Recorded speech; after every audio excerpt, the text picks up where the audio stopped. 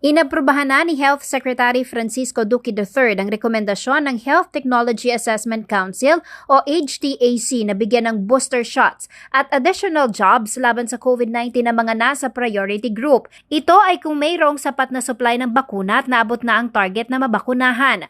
Batay sa sulat nitong October 13 kay Duque, inirekomenda ng konseho na unang bibigyan ng booster shot sa mga healthcare worker at gagawin ito sa huling 2 buwan ng taong ito. Susundan naman sila ng mga seniors at eligible priority group sa susunod na taon.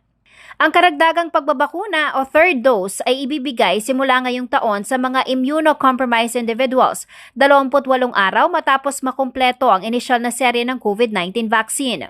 Inaprubahan at pinirmahan ni Duque ang rekomendasyon nitong October 21 pero hindi pa malinaw kung kakailanganin pa ng approval nito mula kay Pangulong Rodrigo Duterte o ng Interagency Task Force for the Management of Emerging Infectious Diseases. Ayon naman kay Presidential Spokesperson Harry Roque, kailangan pa raw niyang kumpirmahin ang rekomendasyon ng HTAC kay Duque.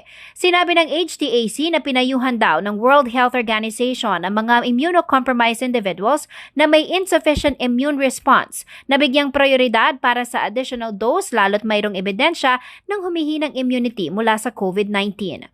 Jennifer Salenga, CLTV News.